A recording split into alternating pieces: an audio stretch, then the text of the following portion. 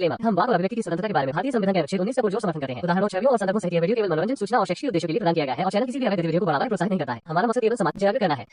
जय हिंद दोस्तों, अरबों के ज़हनी गुलाम अपने दीन को सबसे साफ पाक मजहब मानते हैं, अपने रोल मॉडल को सबसे आला तरीन शख्स मानते हैं, अपने रोल मॉडल की हर सुन्नत को फॉलो करना चाहते हैं। लेकिन उनके रोल मॉडल के बारे में जो एक्स मुस्लिम अपने लाइव स्ट्रीम में बताते हैं, उसे सुनकर अरबों के ज़हनी गुलामों को मिर्ची क्यों लग जाती है? इन लोगों को अपने रोल मॉडल के कारनामे सुनकर शर्म क्यों आने लगती है? लेकिन इतना सब होने के बाद भी अपने रोल मॉडल की किसी भी बात को बुरा कहने की हिम्मत तक नहीं जुटा पाते हैं ये लोग। जलेबी बनाकर, झूठ बोलकर, अल्तकैया करके अपने रोल मॉडल के कारनामों पर बस पर्दा डालने की कोशिश करते हैं। कुछ इसी तरह की मानसिकता के साथ एक लेडी साहिल भाई की लाइव स्ट्रीम में आई। इस लेडी की बातें बहुत ध्यान से सुनने वाली हैं। एक कल्ट किस तरह इंसान की अक्ल पर ताला डाल देता है, इस वीडियो से साफ हो जाएगा। तो आइए देखते हैं मास्टर डिग्री लिए हुए एक पढ़ी लिखी मगर गंवार शख्सियत कैसी होती है। वीडियो को पूरा जरूर देखिएगा, तभी कुछ समझ में आएगा। लाइक, शेयर और कमेंट करना बिल्कुल मत भूलिएगा। ईवा स्टॉर्म जी, मेरी आवाज आ रही है? जी आ रही है अभी। आपकी आवाज से ऐसा लग रहा है कि आप भी इससे पहले आ चुकी है। जी हाँ, मैं आ चुकी हूँ। आपने ये भी कहा था ना कि कोई प्रॉब्लम नहीं है, अगर लॉन्ड्री बना करते हैं तो इट्स फाइन, है ना? जी जी जी, एक्सेप्टिंग इट, या मैंने कहा है ना? था। और हाँ, और ये वक्त की जरूरत है, मतलब ऐसा भी कुछ कहा था आपने, बिल्कुल कहा था। है ना? और आपको भी कोई लॉन्ड्री बना दे, आपके साथ भी करे तो उसमें भी आपको प्रॉब्लम नहीं है, चलिए, है ना? आपकी बहन को भी अगर करूंगा तो उसमें भी आपको कोई प्रॉब्लम नहीं है। फिर वही बात, फिर वही से आप डिस्कशन वही पर लेके जा रहे नहीं तो हैं। यार, ये तो कितनी अच्छी बात है।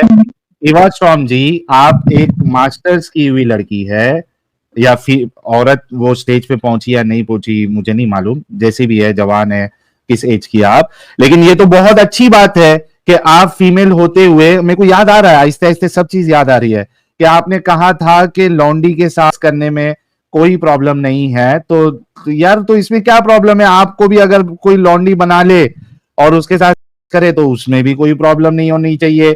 अब आप ये बकवास कर रहे हैं ना, ये हमारी बात हो चुकी है, तो अब दोबारा क्यों आप? इवा इवा इवा इवा, ये तो सही चीज है, ये बकवास कब से हो गई? चलिए, सही बात है, लेकिन ये हम डिस्कस कर चुके हैं, तो अब हाँ, फिर वही जिन क्यों लोगों हम को डिस्कस करें? सुनो ना, इवा स्टॉप, हालांकि इस बात पर आप इतना हाइपर हो गए थे कि आपने मैं तो बिल्कुल हाइपर नहीं, निकाल दिया था। यार इवा एक मिनट रुको, थोड़ा शांत भी हो जाओ। मैं तो हाइपर नहीं, मैं तो दिल ही दिल में खुश हो रहा हूँ। मैं तो पूरा प्लानिंग कर रहा हूँ कि आपके घर पे लेके जाऊं, वहीं पे करूं काम, या फिर अपने घर पे लेके आऊं, सजा विजा के काम करूं या बिना सजाए करूं। मैं हाइपर क्यों होऊंगा? मैं तो खुशी मना रहा हूँ दिल ही दिल में। मैं ये कह रहा हूं कि जो लोग तभी वो डिस्कशन में नहीं थे और जिनको याद नहीं है, तो एटलीस्ट आपकी सोच जो है वो यहाँ पे पता चल जाए। ये अब इसको बकवास क्यों कह रही है आप? क्योंकि आपको तो ये सही लग रहा था, तो जब मैंने आपका, आपकी बहन का, आपकी बेटी की मिसाल दी तो बकवास कैसे हो गई? ओके, ठीक है, लेकिन अब हम हर बार ये बात तो नहीं डिस्कस करेंगे ना। नहीं, सिर्फ एक बार आप बोल दो, मैं आपको एक बार सिर्फ अभी के लिए बोल दो कि अगर कोई आपको भी ऐसी कोई काफिर या कोई दूसरी कंट्री वाला लॉन्ड्री बना ले। आपको मैंने कहा था कि वो टर्म्स कंडीशंस थी उस वक्त की जरूरत। हाँ, मैं बिरयानी खिलाऊंगा आपको डिजाइनर कपड़े पहनाऊंगा। मुझे नहीं चाहिए आपकी बिरयानी और डिजाइनर ड्रेसेस। यार, आप कह रही है ना कि कंडीशन, तो वो कंडीशन जो है आपको अच्छे से रखूंगा, आपको एकदम महंगी महंगी वाली लॉन्जरी दिलाऊंगा, डिजाइनर कपड़े दिलाऊंगा, और उसके बाद बिरयानी खिलाऊंगा, समोसे खिलाऊंगा, सारी चीजें खिलाऊंगा आपको। तो आप तो ना कोई पैगंबर है, ना कोई सहाबा कराम में से है, तो आप ऐसा क्यों करेंगे? और आप कैसे बोल सकते हैं साहिल साहब पैगंबर नहीं है? अरे ईवा जी, आप कैसे बोल सकते हैं साहिल साहब पैगंबर नहीं है? मुर्तदों के पैगंबर है साहिल साहब। हाँ, तो जिनके हैं उनका करे ना, हमारे अपोजिट टीम वाले को बनाते हैं। आपके रसूल ने क्या मुसलमान औरतों को लोंडी बनाया था? काफिरों को ही बनाया अच्छा था ना। चलिए तो अच्छा तो वो तो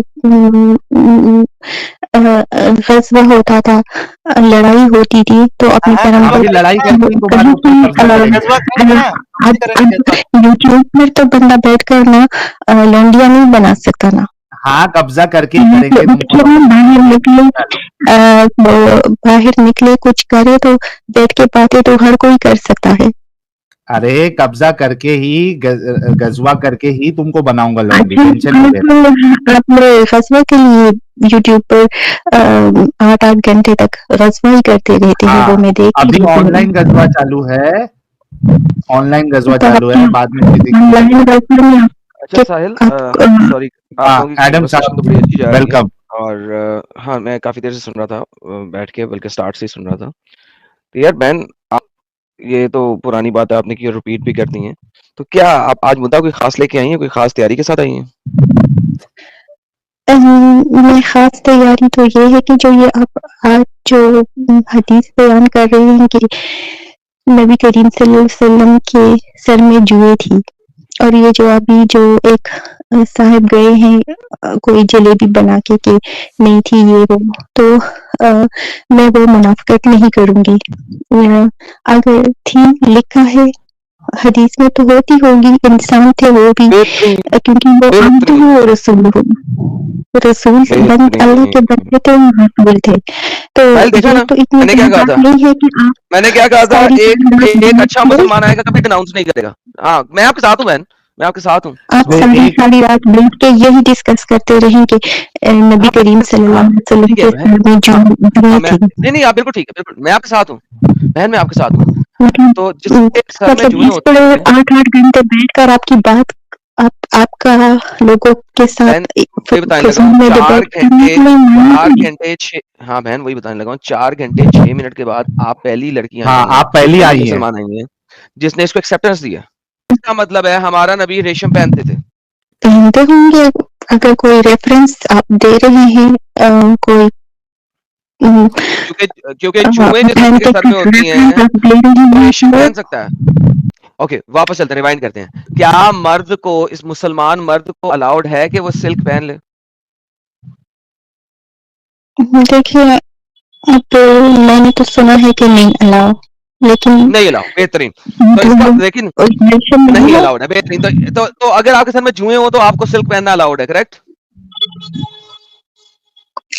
अम, क्या मतलब ये क्या बात हुई जुए हाँ तो सिल्क पहने, ये मुझे इस बात की समझ नहीं आ रही। ये बात मुझे भी समझ नहीं आई। लेकिन मोहम्मद ने कहा था कि चूंकि तुम्हारे सर में जुएँ हैं, लिहाजा तुम सिल्क पहन लो। बिल्कुल कहाँ ठीक बात है। लिखा था? मैं दिखा देता हूँ मेरी बहन को।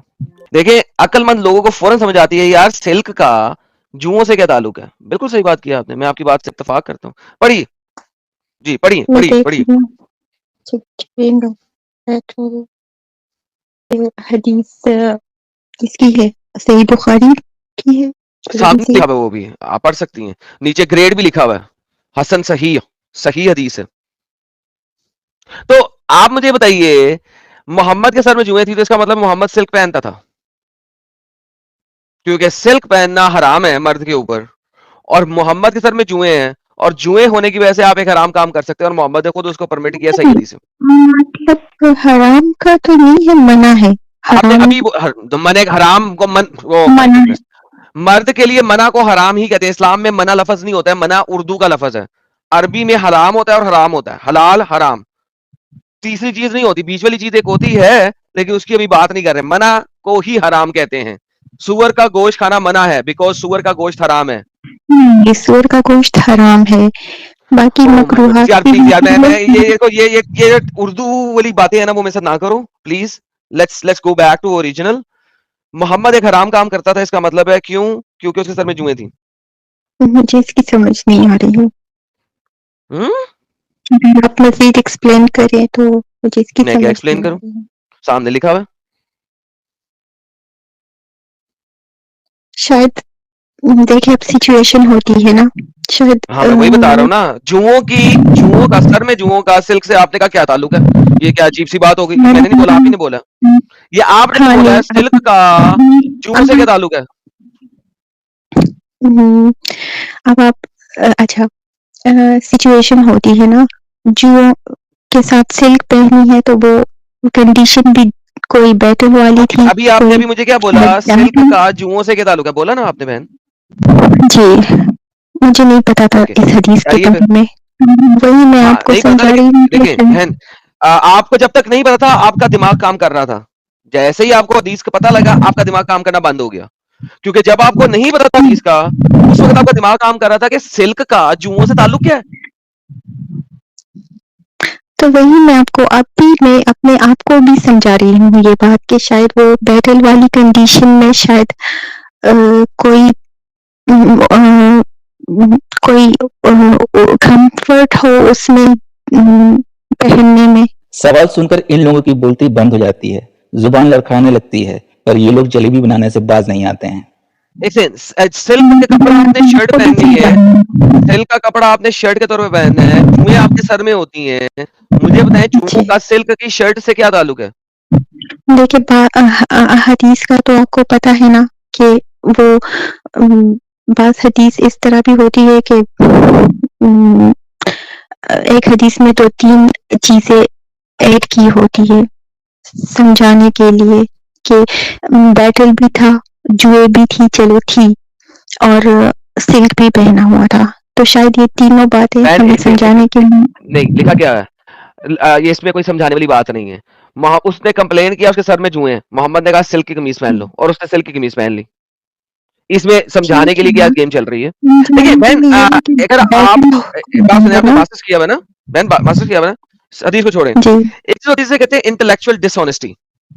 Right now what you are doing is you are doing an intellectual dishonesty. What you can say is simple. Okay, Adam, I do not know about that. I just found it about it. I will go and research and come back. Right? That I can accept. लेकिन जो आप इस वक्त एक intellectual dishonesty कर रही है ना, that is shameful right now even for you, because you are a well educated person. आप मुझ पर ये मतलब ये नहीं कर सकते। देखिए मैं खुद ये समझना चाह रही हूँ कि देखिए बैटल वाली सिचुएशन थी।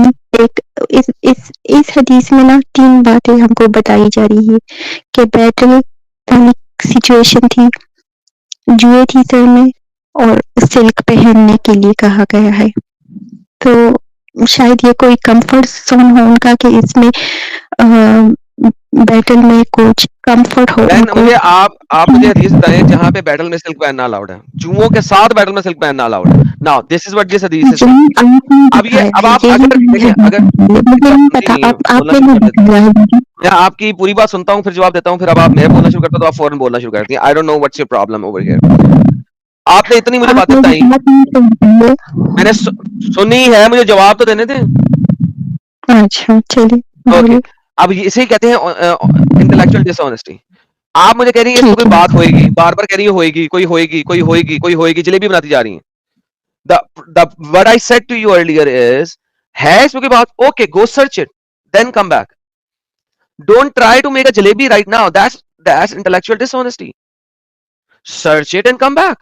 देखिए आपने मुझे दिखाया है ये हदीस, ठीक है, और मैं इसको इसी वक्त इतना समझ चुकी हूँ कि ये कोई बैटल वाली सिचुएशन के लिए ये हदीस उस टाइम पर आई है। साबित कर दें इसका क्या ताल्लुक है प्लीज। आप समझ चुकी हैं ना, साबित करें क्या ताल्लुक है इन दोनों चीजों का। देखिए मैंने आपको बताया है कि मैं खुद इसको इस वक्त समझने की कोशिश कर रही हूँ कि शायद। Once again, do you comprehend what you are saying right now? आप अपनी ही बात से खुद ही इख्तलाफ करती जा रही हैं बार-बार और सर्कल में चल रही हैं, क्यों? क्या मसला क्या है? मुझे समझ नहीं आता आप लोगों के साथ। मैं समझ चुकी हूँ, मैंने कहा ओके समझा दें। मैं नहीं समझ चुकी, मैं समझने की कोशिश कर रही हूँ। बहन बाद में समझ के आना, फिर बात कर लेना। नहीं मैं समझ चुकी हूँ इसके बारे में, ओके समझा दें। अच्छा समझा दें। नहीं मैं समझूंगी इसके बारे में। बहन समझ चुकी है कि नहीं समझ चुकी हैं? आप मेरी बात समझने की कोशिश ही नहीं कर रहे। समझ चुकी हैं आप कि नहीं समझ चुकी? सिर्फ मुझे ये बताएं, आप इस हदीस को समझ चुकी हैं कि नहीं? अभी मैं सिर्फ इतना समझी हूँ ना कि ये कोई नहीं इतना नहीं, इतने की बात नहीं होती हमारे यहाँ पे। समझ चुकी है, मुझे समझा सकती हैं आप कि नहीं समझ चुकी? चलिए मैं आपको समझाती हूँ। समझाएं। देखिए ये हदीस ना कोई मतलब हदीस की भी तो कोई कंडीशन होगी ना जो वो लिखी गई है ना, तो मेरे ख्याल में कि ये वो उस कंडीशन क्या है? कंडीशन में वो वो कंडीशन क्या है जिसमें ऐसे लिखी गई? आप थोड़ा सा सब्र करो, मैं बता रही हूँ ना। नहीं, आपने क्या कोई कंडीशन होगी, तो मेरा क्वेश्चन है कि वो कोई कंडीशन क्या है? वही बता रही हूँ। आप रिदम टूट जाता है, आप बोलते हैं बीच में, तो कोई कंडीशन होगी, तो वो कंडीशन ये है कि बैटल हो रही है, उनके सर में जुए हैं और सिल्क पहनने के लिए कहा गया है, तो शायद वो सिल्क कभी आपने पहना है तो आपको पता होगा कि वो कूलिंग इफेक्ट देता है, और वो शायद उस सिचुएशन में आपको कंफर्ट देता होगा। तीन चीजें बैठने आपने वाली गलत की अपनी सिचुएशन स्टेट में। में। You stated 3 things wrong. Number 1, जी। जुए सर में है, सीने पे नहीं है। सर के बालों में जुएं होती हैं, सीने के बालों में जुएं नहीं होती। नंबर 2, सिल्क आपको कूलिंग इफेक्ट नहीं देता, कॉटन आपको कूलिंग इफेक्ट देता है। आप इस वक्त सेहरा में है जहां पे सूरज सर के ऊपर है, ठीक है। सिल्क आपको कूलिंग इफेक्ट नहीं देगा, आपको कॉटन कूलिंग इफेक्ट देगा। So third thing, comfort. कौन सा कंफर्ट? अगर आप गर्म तपते हुए सहरा में रेशम का कपड़ा पहन के जाएंगी, आप इस वक्त पाकिस्तान में रहती है, रेशमी कपड़े आप सर्दियों में पहनती हैं या गर्मियों में पहनती हैं? सर्दियों में पहनती हैं। आप जवाब देने की जरूरत नहीं, सारी दुनिया को पता है। So now आप की जो हुज्जत दे रही हैं वो इंतहाई बेवकूफाना हुज्जत है, और आप अपने आप को मास्टर्स पढ़ी लिखी कह रही हैं। Will you please listen me? Silk ना पाकिस्तान में, अगर आपको पता हो ना, मतलब जो समझते हैं ना, यहाँ के मौसम को तो ना सर्दियों में पहनी जाती है ना गर्मियों में, वो फंक्शंस पर पहनी जाती है थोड़े बहुत टाइम के लिए, और उसकी बेडशीट्स गर्मियों में यूज की जाती है क्योंकि वो कूलिंग इफेक्ट देता है। मैंने तो या खुदाया तेरा ही आसरा है, कौन से मास्टर्स तेरा ही डिग्री आसरा में इनको ये पढ़ाया यार, सिल्क कूलिंग है। इफेक्ट देता है? या खुदा तेरा ही आसरा है। सुन यार बहन, सुन, वो जो आपकी बेडशीट होती है ना, वो सिल्क की नहीं होती। नंबर 1, ठीक है। They are made out of plastic fibres, okay, polycarbonate plastic fibres. They are not made from silk. वो सिल्क टाइप मटेरियल है जो कि बनाया गया है from plastic like fibres, okay. So number 2, हम यहाँ पे सिल्क की बात कर रहे हैं। मोहम्मद के जमाने में प्लास्टिक इजाद नहीं हुआ था, वो रेशम के कीड़े से निकले हुए जो होता है ना, उससे रेशम बनाया जाता था। सो अच्छा, तो रेशमी कपड़ा सुने यार, सुनो यार, let him finish Shivaji, please रेशमी wait. कपड़ा आप लोग पाकिस्तान में फंक्शंस पे इसलिए पहनते हो क्योंकि वो महंगा बहुत है। इतनी औकात अब नहीं है दिखने का, मेजॉरिटी ऑफ दिखाने के लिए। पाकिस्तानियों की, हाँ, इतनी औकात नहीं है उनकी कि वो रेशमी कपड़ा बोली जाएगी यार, बोली जाएगी। आप गलत बोल रहे हैं ना, वो सूट Okay, नहीं done. करता I'm है done. बहुत You are on. I'm done with this, lady. Okay चलिए, इवा जी जैसे पिछले और अभी लोग समझ ही नहीं, सकते आप हैं बात करें, इन्होंने आप बात करें इनसे, अगर कर सकते हैं, हिम्मत है तो। क्या बात में करूं नहीं मैं है, एडम मैं जा साहब। रहा। एक लेडी सिर्फ एक पल के चलते इतनी कंफ्यूज कैसे हो सकती है? इस लेडी की बात सुनकर कोई भी अपना सर पकड़ने पर मजबूर हो जाएगा। हम इसी कल्ट को अपने भारत से खत्म करना चाहते हैं, इसीलिए हमारा चैनल लोगों को जागरूक करने का काम करता है। हमारा चैनल किसी से भी फाइनेंशियल सपोर्ट की डिमांड नहीं करता है। आप सबका हमारी वीडियो को लाइक, शेयर और कमेंट करना ही हमारे लिए बहुत बड़ा सपोर्ट है। हाँ, 5 मिनट जी, इनके साथ बात यार। कर लीजिएगा। प्लीज गो अहेड, आप भी ट्राई कर लो। चलो जी, गुड़िया आप किस सब्जेक्ट से मास्टर्स हैं? हाँ यार, आईआर से। इसको पूरा इसका फुल फॉर्म बताइए मुझे। International relations. अच्छा, आईआर में मास्टर्स है आपका, ऑसम यार। अच्छा देखो, क्या है उसका यहाँ पे इंटरनेशनल, क्या है? इंटरनेशनल रिलेशंस, मतलब रिलेशंस, ओके। डिप्लोमेसी वाला होता है जी भैया। हाँ, तो मोस्ट प्रोबेबली आप किसी आर्मी खानदान से हैं, क्योंकि अच्छी खासी पढ़ाई की है आपने, अगर आईआर में किया है तो। आप इतने पर्सनल क्यों हो रहे हैं? उसकी वजह मैं बताएंगे बस- वो, रुक जाओ थोड़ा। मैं बस गेस कर रहा हूँ। अच्छा गुड़िया, आप ध्यान से समझिएगा, एडम भाई इसमें ये बताना चाहते हैं कि आपके दीन में जो बातें लिखी गई हैं वो कितनी लॉजिकल हैं। आप खुद सोचिए, सर पे जुए पड़ने से सिल्क का गारमेंट पहनने से क्या जुए पे कोई फर्क पड़ेगा या जुए पे कोई आराम मिलेगा? गुड़िया समझ रहे हो आप इस बात को? दूसरी बात ये है, एक सेकंड होते तो मुझे दूसरी बात ये बता रहे हैं कि आपके दीन में जिनको आप फॉलो करती हैं उनके हाइजीन का स्टैंडर्ड कितना गंदा था, पर्सनल हाइजीन का स्टैंडर्ड कितना गंदा था। उनके सर में जुए थे, उनके वजाइना में इन्फेक्शंस थे, वो लोग अपने नेचुरल क्लोथ्स के ऊपर थूक के उसको दोबारा रगड़ के पहन लिया करते थे, टट्टी वाले पानी से वो लोग उदू किया करते थे। आप लोग उनको फॉलो करने की कोशिश करते हो, ये बहुत इलॉजिकल है। हाँ, आप बोलिए। अच्छा, आपने जो बातें की ना, तो आपको भी पता है उस टाइम वहाँ की जो सिचुएशन थी, पानी वहाँ पर अवेलेबल नहीं था, अवेलेबिलिटी ना होने ठीक की है, वजह आपका से। पॉइंट मैं रख दे रहा हूँ क्योंकि मेरे पास सिर्फ 5 मिनट है आपके लिए। आपका पॉइंट यही है ना कि उस समय अवेलेबिलिटी कम थी, राइट? लेकिन इस बात को ध्यान से समझना, ठीक है? अफ्रीका में ऐसी ट्राइब्स हैं जो खून पीती हैं क्योंकि वहां पे खाने के लिए उतना कुछ नहीं है, और आज भी बहुत सी ट्राइब्स हैं जो नाले का पानी पीती हैं। तो क्या हमें उनको फॉलो करना चाहिए? क्या कोई कहता है कि क्या बात उन्हें है, आप इस जबरदस्त। कंडीशन में फॉलो करो? जी भैया, नहीं, जी गुड़िया, बताइए। उन्होंने फॉलो करने का कोई क्लेम नहीं किया। दूसरा, हमें बताया गया ये है उन्होंने साफ जितनी साफ आपके कुरान और हदीसों में लिखा है कि आप उन्हें लिखा फॉलो करना है, इसी को सुन्नत कहते हैं तो भैया।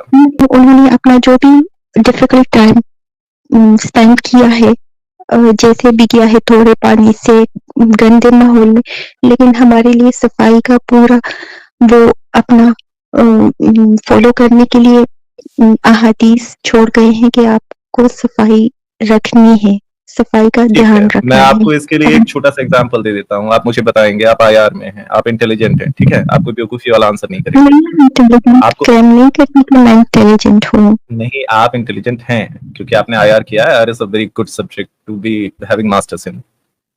एक सेकंड को मैं आपको दिखाता हूँ, आप मुझे बताना ये कहाँ से सही है, इसमें क्या कंडीशन हो सकती है और ऐसा क्यों हुआ। ठीक है, आंसर कर देना आप, मैं आपको आंसर करने से नहीं रोकूंगा, लेकिन मैं चाहता हूं कि इसके बारे में सोचिएगा आप।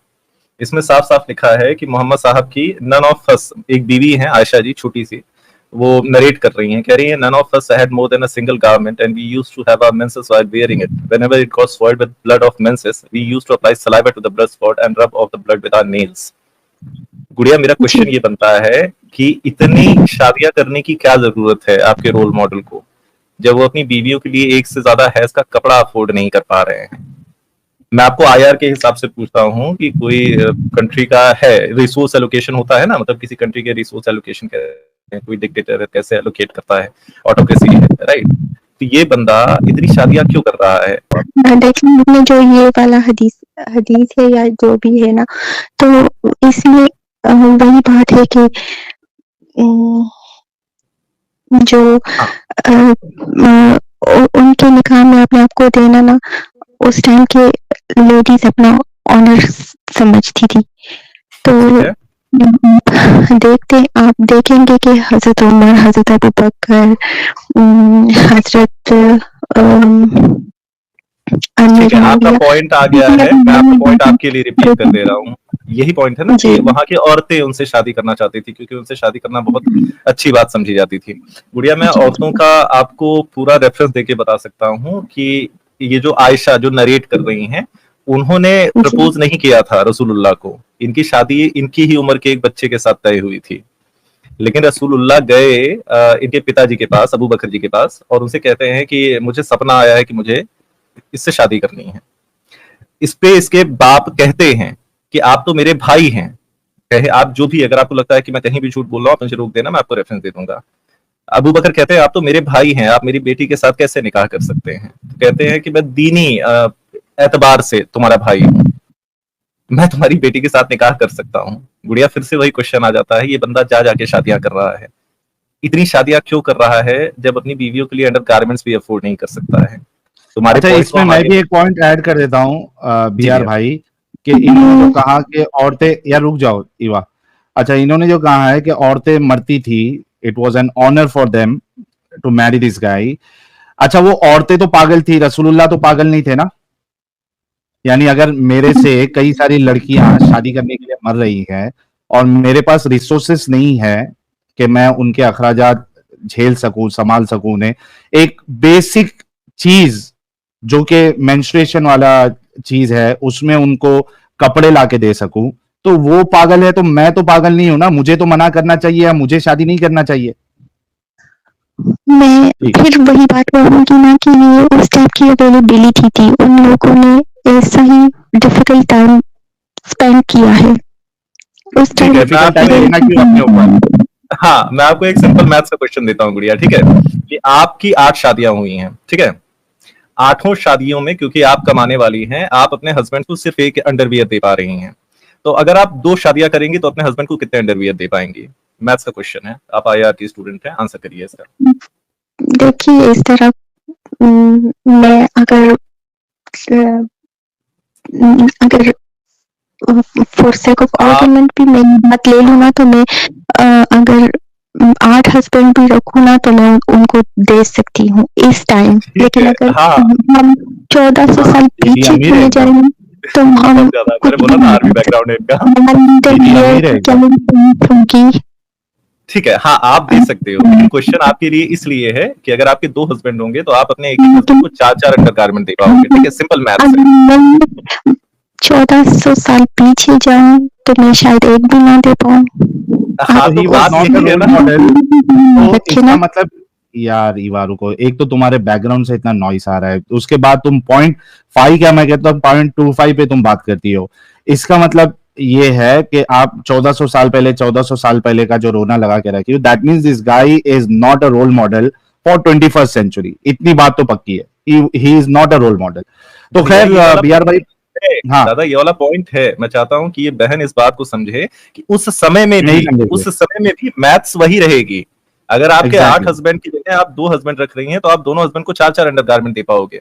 और आप कह रहे हो कि इनके ऊपर मर रही थी लड़कियां, मैं आपको दिखा दूंगा गुड़िया, आपकी तारीख की किताबों में लिखा हुआ है, सफिया करके एक इनकी बीवी थी, उनके पूरे खानदान को खत्म कर दिया इस आदमी ने। सही। और वो साफ साफ कह रही है भैया, साहिल भैया, वो साफ साफ कह रही है कि मैं उस इंसान से, जब उसने मुझसे निकाह किया, मैं उससे सबसे ज्यादा नफरत करती थी। वो उसके पास नहीं जा रही थी, वो अपने पास उनको निकाह में ले रहा था, उनके खानदानों को खत्म करके, और किस हालत में रख रहा था। मैं तो कहता हूं कि हिंदुस्तान में कोई अपने नौकर को इस तरीके से नहीं रखता होगा। एक एक कपड़े में उन्होंने अपना जीवन बिता रही हैं, और ऐसी स्थितियों में, और आप इसे रोल मॉडल कह रहे हो, जो कि बेसिक नेसेसिटी है एक फीमेल के लिए।